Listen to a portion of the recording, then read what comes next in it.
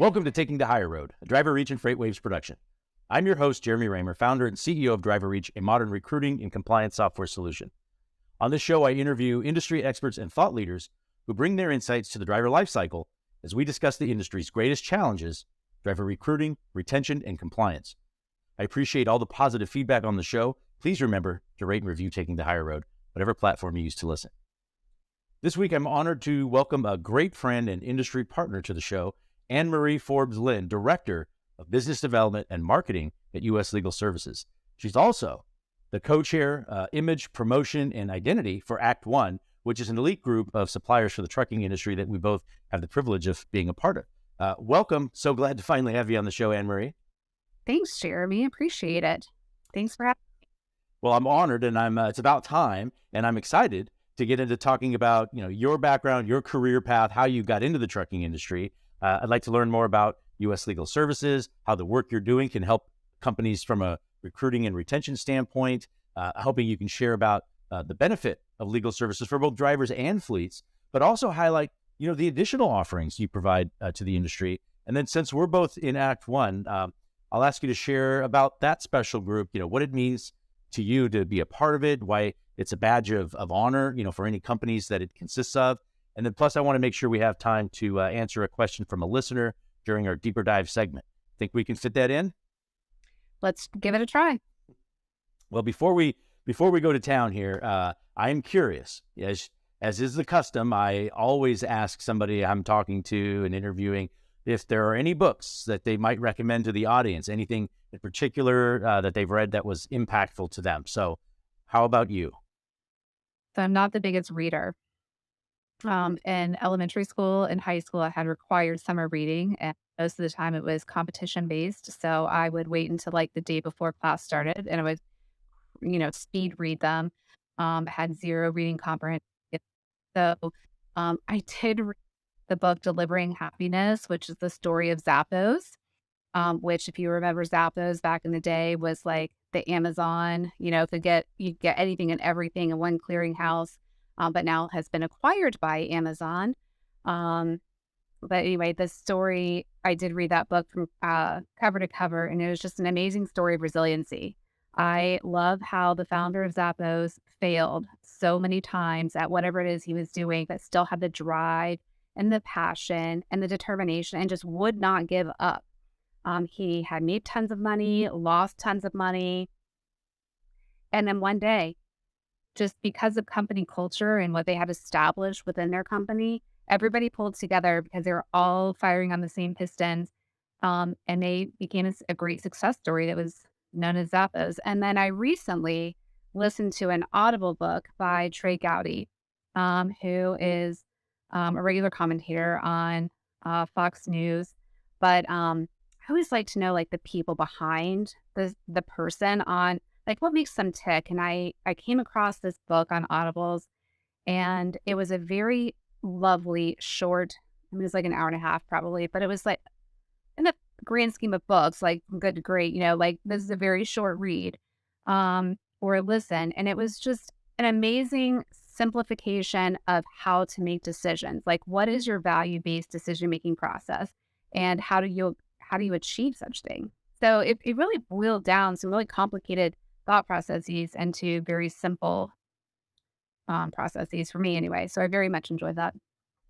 Well, you mentioned Zappos. I was actually on Zappos on my phone, the app on my phone yesterday.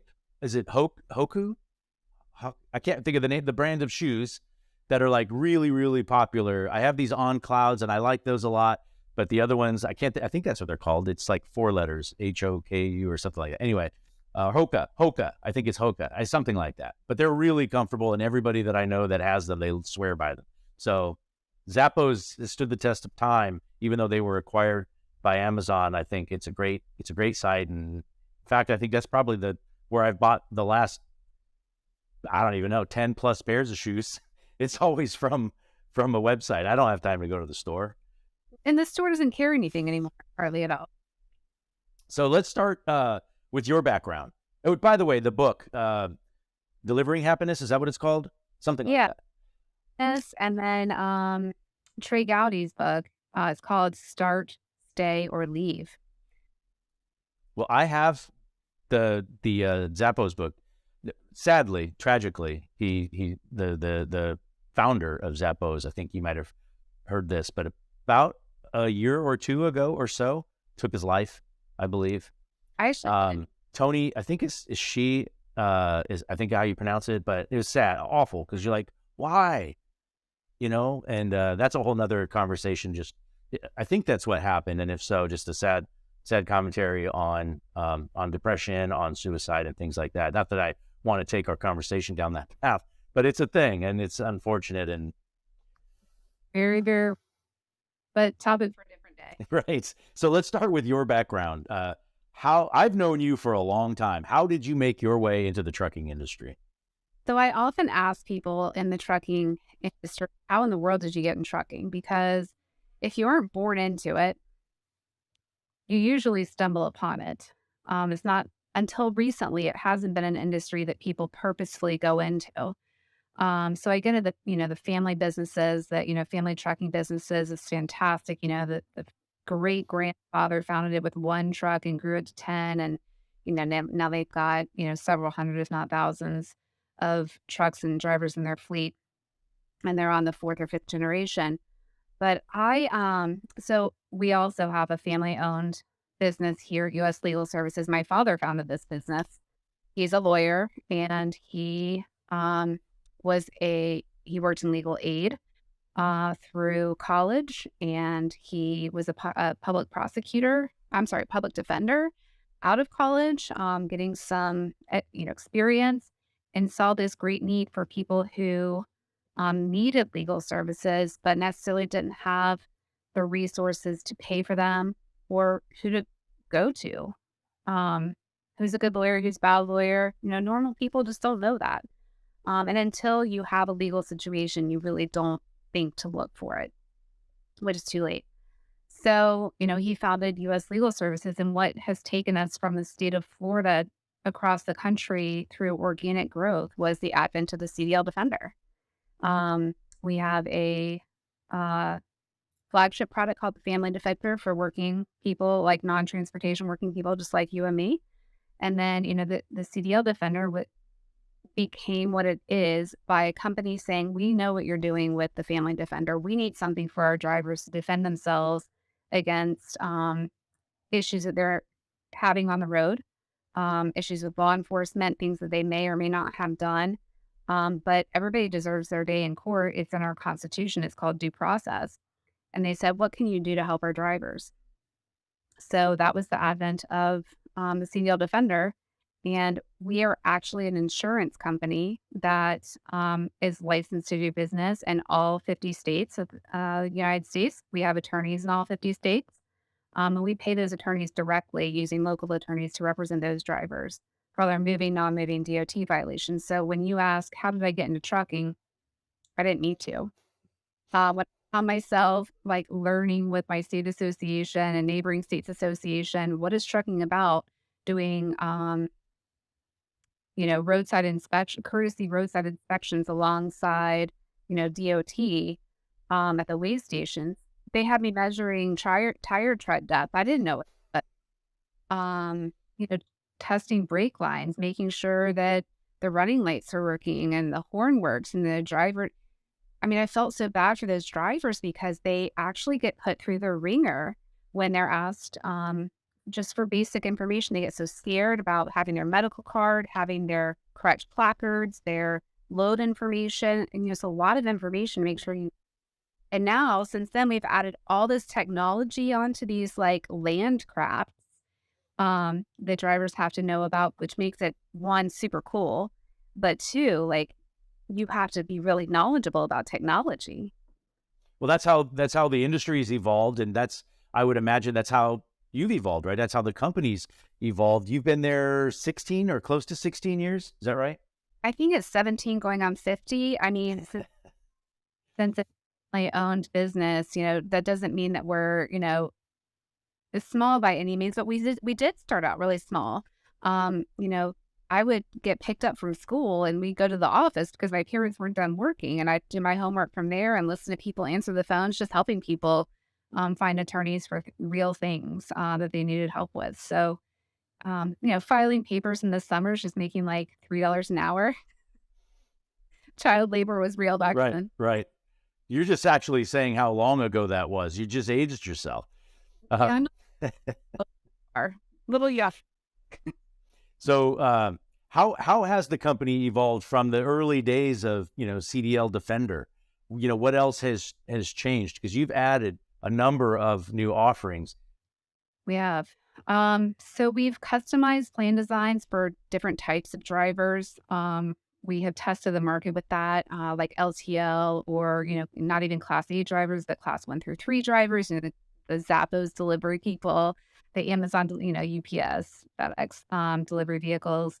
But really what turns out to be most predominant is the family defender and the CDL defender.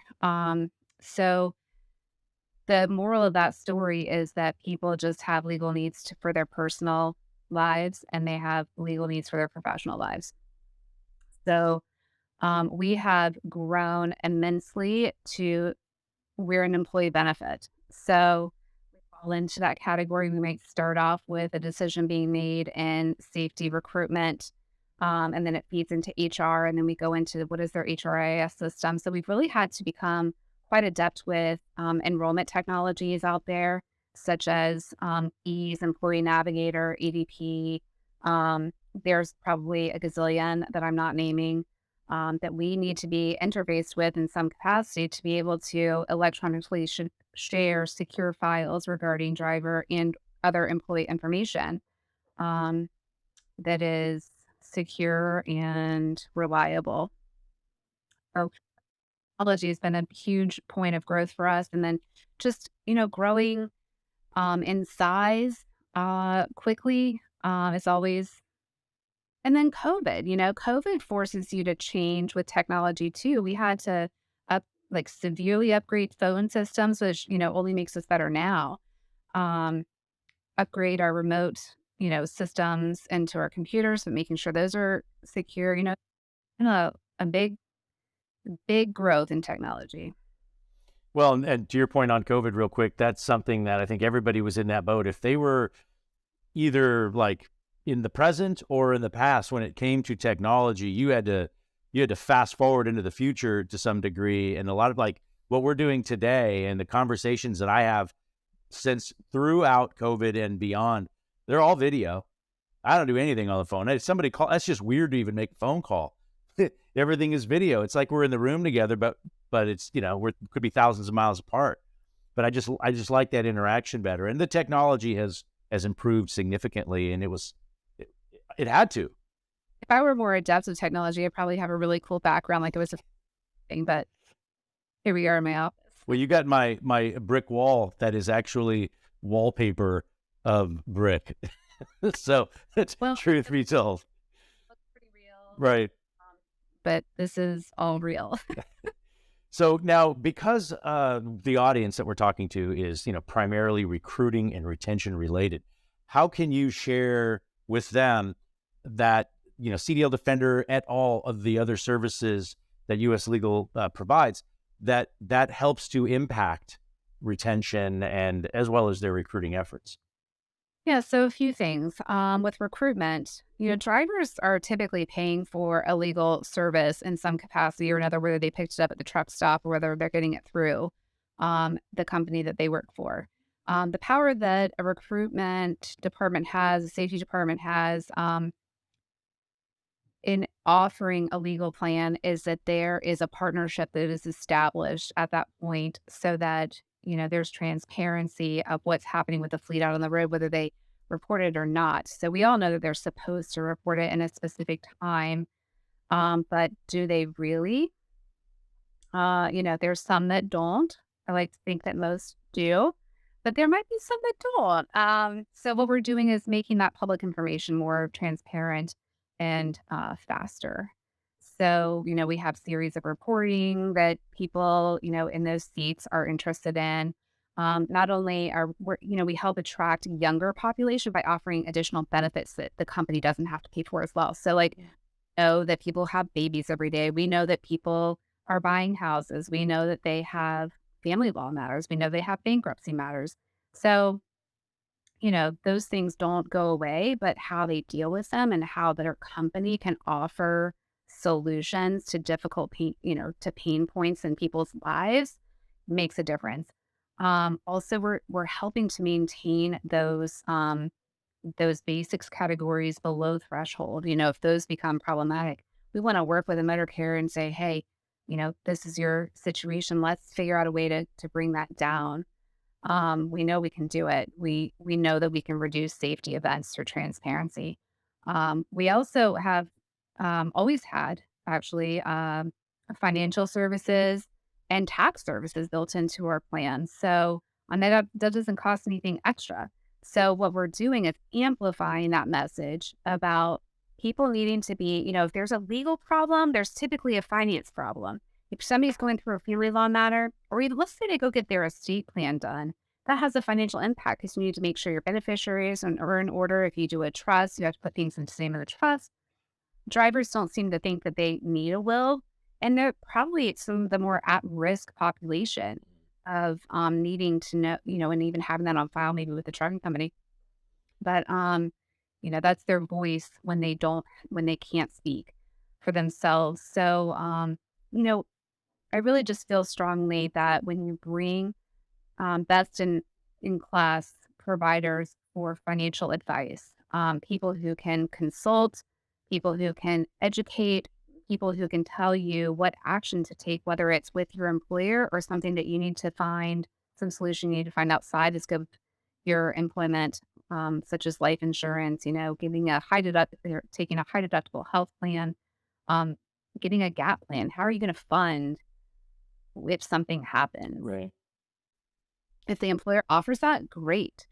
If not, let's find a solution outside of that. So, teaching people how to have financial literacy is huge. They don't teach it in school anymore. And then the power of having taxes, people to consult with for your taxes rather than just going to H&R Block. No offense, H&R Block. You're great. Having somebody to consult with throughout the year about whether you're a company driver or an independent contractor, even company drivers have things. I'm not a tax professional, so I can't say this, but you may be able to write off or have a deduction that you're unaware of. And, just having those resources in your toolbox.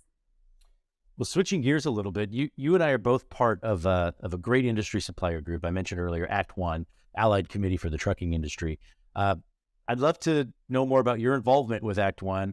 You've been a member for years. What it means to you, how your expertise translates to working with ATA and TCA and other national trucking associations.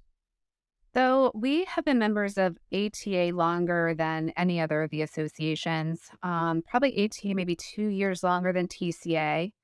And then it came to I'd already heard about Act One, and I was like, oh, those people are so cool. Their companies are so big. They're well known. They're the best of the best. And then it came up that, I could present for my company to be part of Act One. And I was like, really, they would look at me. And, knowing that there's several players in this space, I was like, yeah, we need to differentiate ourselves besides what, from a branding perspective, not just like what we know. And also like who you affiliate with, share best practices with, and who you can share, customer needs even with. So I made my presentation, and sure enough, they picked me. And I think some of the reasons why is because of our contribution to the industry for so long, and not just financial contribution, but in our time and our talent as well. Being on panel discussions and showing up at events, not just throwing dollars behind it. And that's what I try to explain to people is that, being a member of Act One is not just because you can pay to be a member. Mm-hmm. Participate, you have to be selected by a group of your peers. So, I think we're 26 members strong. So 25 other company representatives have to accept you. And, being fully owned entrepreneurial company makes us a great candidate, and you a great candidate for for being a member, because we don't want people who are just going to come in and say, yeah, I want to be in this space with you guys, and then, not get funding for it the next year, jump out. So we look for people who are going to put their money where their mouth is, or put their mouth where their money is, rather, and show up and participate to strengthen our industry through what we do best, and being those subject matter experts for topics and problems that are facing trucking companies these days, and offering robust solutions. So that's the fun part for me. And then doing the marketing and the images is really fun too, learning about what other companies do and how they play with each other, and ed sessions, and, just being able to tell people, you're not in it alone. Well, it's a great group, and it certainly brings its privileges. I mentioned TCA earlier, and a year or so ago, TCA's president, now former chairman, now president, Jim Ward, super good guy. Love Jim. He's such a great guy, and I think a game changer for TCA as an association. But he brought up the idea of redefining what we call this essential truck driver role, and instead of a truck driver, he suggested that we call it a CVO. He said, a commercial vehicle operator. And I know you're passionate about this concept, right? That commercial drivers they're professionals that need to be better highlighted. What are your thoughts on that idea? And just, let your passion kind of take you away here on just thoughts on how we can better improve how how drivers see themselves and how the industry sees them. Yeah. So our company was founded by my father, as I mentioned before, and he has always been extremely passionate about helping the individual, and whatever that looks like, just helping people one at a time. And while, the entrepreneurial spirit says, let's go out and we're going to get it, and we're going to make tons of money doing it, I still can't fight back that need to, it sounds totally corny, but like, there's a person at the end of that needs help from you. And if you can affect that person's life by helping them save their commercial driver's license, or lessening their CSA scores, maybe the citation didn't happen the way the officer said. Let's just open up the hood and look and see what that looks like, and give them their day in court. I'm just really passionate about making drivers see themselves in the way that we see them.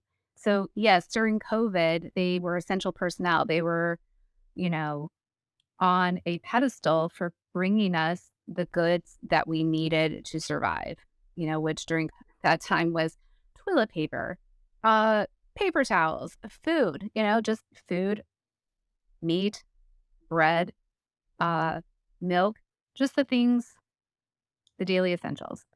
And then after that, it's like, COVID's over now. So what? So rather than all these industry events are fantastic, all these initiatives, Trucking is America for fantastic, and we support that financially and, holistically. But how does the driver see themselves? And to me, that's how we dictate how others see us, is how we expect them to be treated. So if I want you to respect me, I'm going to put off things that show you I deserve your respect. So how is that driver behaving? How is that driver using the tools that are provided by their company, by their, insurance company, by, whatever it is? How are they? There's this woman who spoke at SSHR just last week. She was a driver trainer for Prime, and she was homeless, and she became a truck driver, and now has 4 girls that she has supported herself, without a father, moved into a house. But she has moved from just being a truck driver. She saw herself differently. She felt her company believed in her, and she's now training other drivers to be successful, not just driving goods from one warehouse to another or one dock to another, but I'm providing a valuable service and I'm a valuable human resource. So this passion and making people believe in themselves so that others, are made to believe in them as well. Well, since we're almost out of time, I cannot not get into the deeper dive question, especially because I think topically it's probably something you're also very knowledgeable and passionate about. And so maybe in 30 seconds or less, what would you say? Here's the question. So nuclear verdicts are now my company's biggest concern. It's scary. How can we best protect ourselves from that risk? What are your thoughts on that? Yeah. So, big topic conversation in the last years. We have friends who, make a living off of this topic. Um, and companies should be scared. I live in Florida. It's one of the most litigious states in the country, which was just successful with tort reform this session. So props to Alex Miller from FTA. Um, but the thing is that with nuclear verdicts, like it's not a matter of when, it's not a matter of if, it's a matter of when. And those driver files are intact from the bottom all the way up to the top. What are you doing with your safety culture? Your baseline is, what are you doing with your drivers? How are your drivers behaving out of the road? Do you know? What do the driver files look like? And you're providing a valuable service. Your company is to make sure that everything looks good when they're hired. But what happens after they get hired? Are they maintaining that level of safety that you expect?